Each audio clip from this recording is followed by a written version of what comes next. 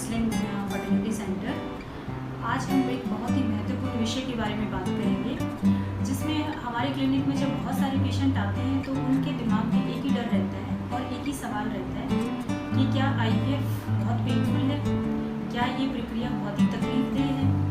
Doctor साहब, हमने बहुत सारे अपने दोस्तों से सुना है जिन्होंने IVF कराया कि ये बहुत ही पेनफुल प्रोसेस है। तो जब भी कोई ये सवाल पूछता है तो हमारा एक ही जवाब होता है कि IVF की प्रक्रिया जो है वो शारीरिक दर्द कम, मानसिक दर्द ज़्यादा महसूस कराती है। तो अब ये हम समझते हैं कि IVF प्रक्रिया होती क्या है और इसमें ये शारीरिक दर्द आता कहाँ से है। जो IVF की प्रक्रिया है उसको हम 3 चरण में पूरा करते हैं। पहला चरण होता है कि हम इंजेक्शन देकर फॉलिकल को ग्रो कराते हैं, डेवलप कराते हैं, एग को मैच्योर कराते हैं। इस प्रोसेस में पेशेंट को मेंसेस आने के दूसरे दिन से लेकर 10 से 12 दिन डेली इंजेक्शन लगती है। तो क्या ये इंजेक्शन पेनफुल है? अगर हम समझें तो आजकल जो है इंजेक्शन जो है वो बहुत पेनफुल नहीं है। बहुत ही सूक्ष्म और बहुत ही फाइन इंजेक्शन हम देते हैं और बहुत सारे पेशेंट तो इसमें इंजेक्शन अपने आप ही ले लेते हैं। वो इतने फाइन हैं जैसे हम किसी डायबिटिक पेशेंट को, जो आपने आपके आसपास सुना होगा, वो अपने आप ही लेते हैं। ऐसे IVF के जो इंजेक्शन हैं वो भी पेशेंट अपने आप ही लेता है। तो ये कोई बहुत पेनफुल प्रोसीजर नहीं है एंड इसमें बिल्कुल चींटी काटने जितना दर्द होता है। ये मेरे हिसाब से ये बिल्कुल भी पेनफुल प्रोसीजर नहीं है। दूसरा चरण जो हमारा आता है वो आता है एग रिट्रीवल, यानी अंडे निकालना। जब ये अंडे पूरे बन जाते हैं तो हमारा जो काम है उनको बाहर निकालना, क्योंकि हम इनको बाहर निकाल के स्पर्म मिला के तभी हम भ्रूण तैयार करते हैं। तो अंडों को बाहर कैसे निकाला जाता है? अंडों को जब हम बाहर निकालते हैं तो ये कोई बहुत ही बड़ा ऑपरेशन नहीं है। इसमें ना कोई कट लगता है ना कोई स्टिच लगता है। इसमें हम एक सिंपल निडल के द्वारा अल्ट्रासाउंड में देखते हुए अंडों को बाहर निकालते हैं। इस पूरी प्रक्रिया में पेशेंट को बेहोश किया जाता है, जिसमें पेशेंट को बिल्कुल भी पता नहीं चलता है कि उसका क्या प्रोसीजर हुआ है।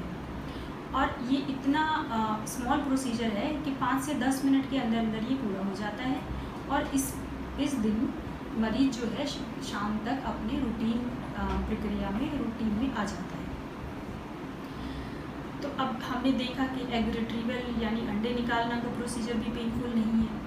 तो अब तीसरा जो स्टेप बचा है वो है हमारा एम्ब्रियो ट्रांसफ़र, यानी भ्रूण को यूट्रस के अंदर डालना।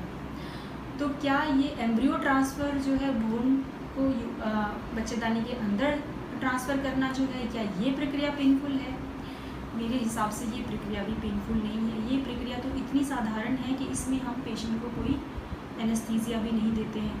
पेशेंट आराम से खा पी के क्लिनिक पे आता है, खाना खा के आता है, बस एक उसको यूरिन होल्ड करने के लिए बोला जाता है और उसमें देखते हुए जैसे हम इंटरनल अल्ट्रासाउंड करते हैं या पेप स्मीयर करते हैं, ये वैसे ही तरीके का एक प्रोसीजर है। बहुत ही महीन सूक्ष्म कैथेटर के द्वारा हम इसको बच्चेदानी के अंदर भ्रूण को रखते हैं और इसमें मात्र 30 से 40 सेकेंड का टाइम लगता है। तो अब हमने देखा हमारे तीनों चरण IVF के पूरे हो गए हैं। इसमें से कोई भी प्रोसेस, कोई भी स्टेप जो है वो पेनफुल नहीं है। तो अब अगर हम समझें कि ये दर्द आता कहाँ से है, ये जो दर्द है ये मानसिक ज़्यादा है।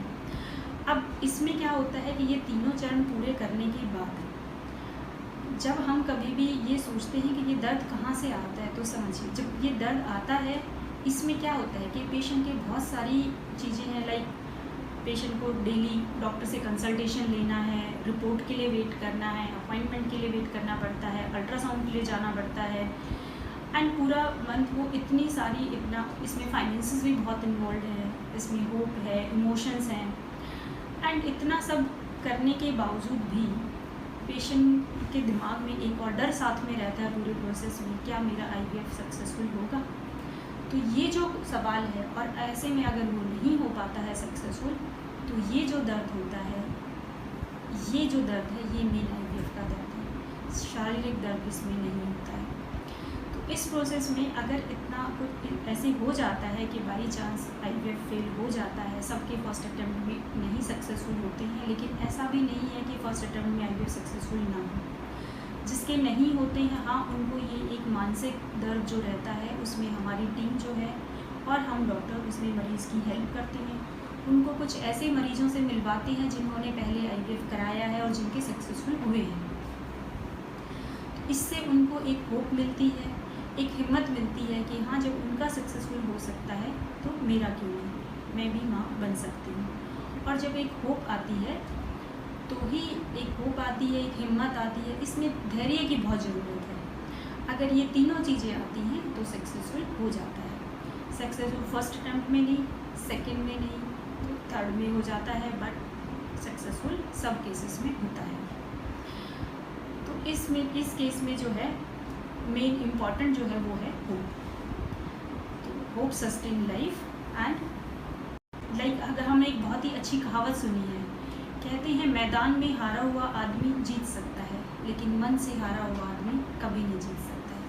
इसलिए have a faith, rest to come.